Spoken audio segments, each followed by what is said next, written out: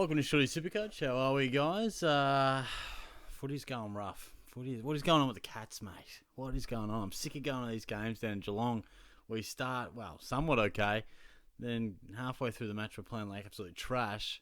And you know we're going to fight back, but frustrating stuff. But think my side went okay. Think it went okay. I'm hopeful I've moved up towards the top 10k, but we'll wait and see. I feel like Max Gawn going big was one of those weird ones where you actually don't want him to go that big, even though he's in your team, because a lot of people had the captain on him. So I took the Dacos VC. Today was a good day, though. Me and Langers finished off the setup in the back of my car. So if you guys aren't aware, Shorty's bought a new territory. Want to just kit it out in the back. I was umming and ahhing about getting one of those vans where you can travel down the coast and kit it out, but they're so expensive and pretty hard to get one with decent kilometres and stuff. So I'll put a video out, certainly on TikTok, maybe on YouTube as well, just with the setup. But yeah, it's looking good. So thank you very much, Langers. It might have been a stretch saying me and Langers did it. Langers was doing a lot of the work today because Shorty's not very good with the old drill. But I was cutting up some wood. I was doing some measuring. You know, tradie Shorty. That's about as tradie as I'll get. But so that should be pretty cool. Got to get some lights in there, a little battery pack, maybe just some things to block out the windows and stuff. But yeah, it should be cool. And we'll take a look at my side in a moment. But I just thought I'd throw you as a little story. Sometimes things just pop into your head out of nowhere. And I was watching Langers play footy at Belmont yesterday, and their ground is just opposite the high school I used to go to. And it just brought me back to a really strange ass story that I hadn't thought about for ages. And one of those ones where you look back on and you go, gee, that's kind of iffy. Like, that was potentially risky and just something you wouldn't do these days. Like, I mean, in dot point form, Shorty put a 13-year-old in the boot of his car. Now, don't send that to me principal, mate, because that sort of sentence will get me sacked. But let's give you a little bit of context around the story, shall we? I just thought I'd share this one with you guys, because when it came back into my head, I was like, wow, that's kind of reckless. But anyway, let's paint the picture. It's years ago, many years ago. Shorty's in year 12, and part of the year 12 setup, you know, you'd have spares or private studies, whatever they call them these days, but they're a bit more structured nowadays. Back in the day, when we had a spare, you could do anything. You were unaccounted for. Just, you know, you could walk home, you could go, whatever. But, you know, at least once a week, me and the boys, we tried to be decent students and thought we'd study in the library. Anyway, part of our study sesh was, you know, when things get a bit boring, they used to have those newspapers. You'd whip out a newspaper, do the quiz. Started to become tradition. Me and my mate were relatively competitive at most things, and the quiz started to become quite the battle. Me versus him. You know, he was good with some other things. I was good with the sport, and we just had a couple of good battles in the quiz. So it became a real thing. Anyway, one time we're doing the quiz. It must be like, you know, 9 points all or something like that. We're dead even. And we thought, Jesus, we're going to have to, like, pick some random question out of a random quiz. And that can be the deciding question. But, you know, how do we pick this? And for some reason we thought, let's pick one of these year 7s and just, you know, they can pick the question. So we just picked this random-ass year 7 dude and said, "Oh, mate, can you help us out? You are the decider. We need you to find a question for us." Rah. Anyway, this kid, he loved it. He absolutely loved it. He picks the question, we decide the quiz winner, and then it just grew from there. He was like the quiz mascot from there. He was, we dubbed him the decider. He started like tagging himself in our Facebook photos. The kid was fucking loving it. We were like, all right, he's pretty cool. We'll just, you know, get around him. But my other mate, Sheldon, for some reason, this year 7 lad just got under his skin. He was, you know, a young lad, pretty chirpy, didn't lack in the confidence department, which we enjoyed. But Sheldon, it just pissed him off. And this kid gave him a bit too much cheek, and he really started to get under his skin. And there was, you know, a few things on social media and a couple bits and pieces. Anyway, you know how some people just irritate you? This kid, this year 7 boy, he irritated my mate Sheldon. So me and my mate who do the quiz, we're in the battle for the quiz every week. We thought we've got to wind Sheldon up here. Like, this would be hilarious if we can prank him with this year 7 kid. So here's our awesome plan. Our plan was, we'll pick up this year 7 lad and we'll give him a couple of water pistols. We'll drive to Sheldon's house, give him a couple of water balloons, and we'll knock on the door and bang, bang, bang. We'll shoot him with water pistols. It'll be hilarious. And then we kind of thought, we can't really knock on the door. Like, how do we know who's going to answer? Probably don't want to get water in on his house.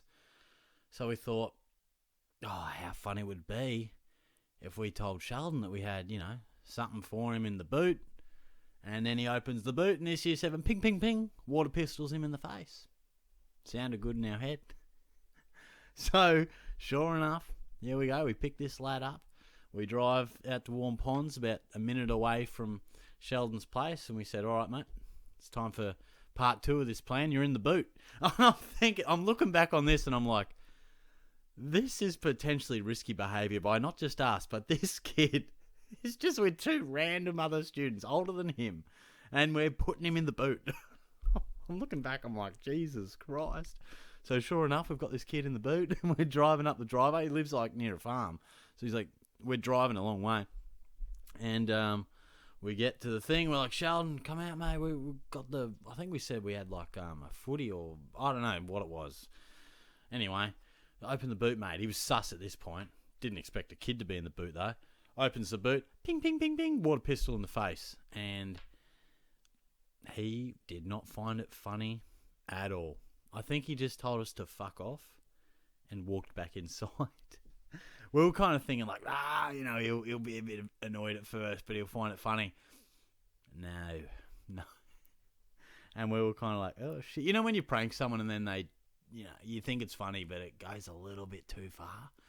We're like, I mean, it seemed harmless, but he just didn't like the joke at all.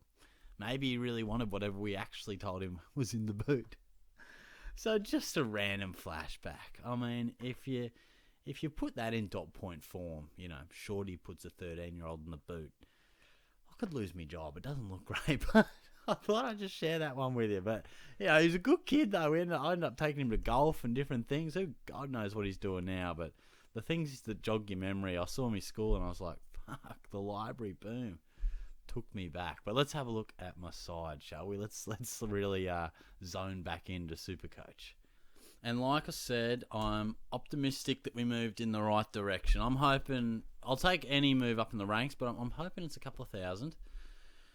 I'd love to be inside the top 10k, but I didn't really follow the scores as close this week because I was pretty busy with a couple of bits and pieces with the car and watching local footy, watching the Cats. So be good to me.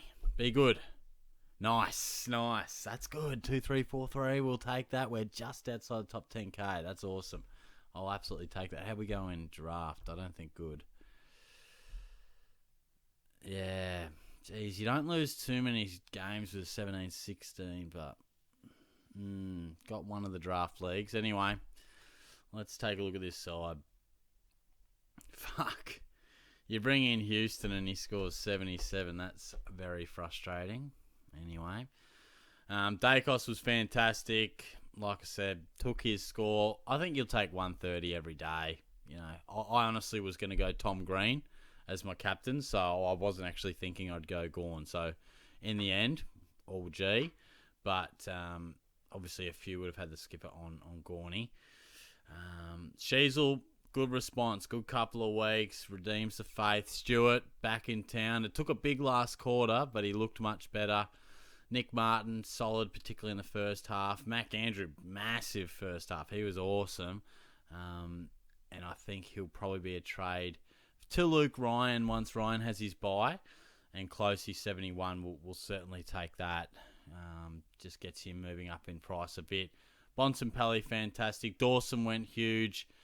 Flanders was a real, that really could have hurt me because the only reason I had Flanders in the middle is because I had to trade out Wilson, so therefore I had to put a forward in the mid just to get Richards. So honestly, if Flanders was still forward, I would have gone the VC loophole and it would have stooged me. I mean, I actually didn't realise he was laid out until about half time. So luckily enough, we had Clark, and then lucky enough, Clark scores his highest score for the year. So a bit of a bullet dodged. Miller was really solid. Not at his best the last little bit, but solid. Walsh back in town. Petrarca, much more like it. Oliver, solid. We'll take that. I mean, he's going okay. He's going okay, Clayton. Whether he's in here for the rest of the year, we'll see. And Tommy Green's just...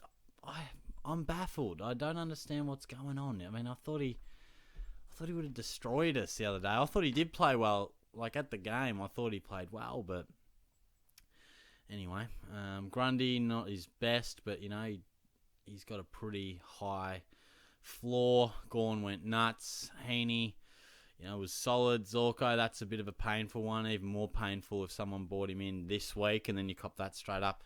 And Jackson's a real issue now, I think, with Sean Darcy back. I mean, I've been patient with him. I don't feel like I want to trade him out because, there's not a stack of options in the forward line. But, yeah, it's concerning. Darcy's probably done his dash. What's his break even? Hopefully no more than 60. 95. So he'll have to go. He's probably a downgrade. And then, yeah, Richards was awesome. He was fantastic. And I didn't end up going Zach Fisher. But, like when you look at Richards versus Fisher, it's 13 points difference and, over 300k or something to that effect. So, and Sexton really, really good. So I think we'll be okay in terms of the buys this week. Well, Clark missing isn't ideal. He's suspended, so there'll be 1-0 in there. That'll be covered. Yeah, so we should have 19 or 20, depending on the trades I do. But, yeah, we should be okay there. Let's take a look at some of my leagues. I think I got wins in 3/4 of them, maybe. At least I was looking that way. Oh, for God's sake, could you just load? So 14 out of 18, that's very nice. Good effort there from Lee. 2,449 is real nice. Some solid victories here. A 30-point loss to Flynn. Well played, mates. 40-point loss there to John. Well done, Spills. A couple of close ones in there. 17-point loss. The Battle of the Daniels, mate. That hurts. And then a 12-point victory over Justin. Just got home there. And another close one against Keegan. So some good battles in there. But yeah, I think I'll have to mull over the side in terms of trades. But certainly Darcy as a downgrade jumps out at me. I'm not really sure who's on offer. I haven't really looked too much. So we'll have to see. But yeah, this stage, we clearly need Butters or Sarong or Ryan in this side once their buy is done. So I'm putting away some cash for that. And even Rosie as well could be nice buy coverage. He's going to be super, super cheap. We're getting fucking nothing on the internet here anyway. So I'm just going to end this one now and edit it up and then watch a bit of the first crack. So I'll see you guys soon. Cheers. We'll go live on Tuesday as well. I'll put that in the title. Catch you then.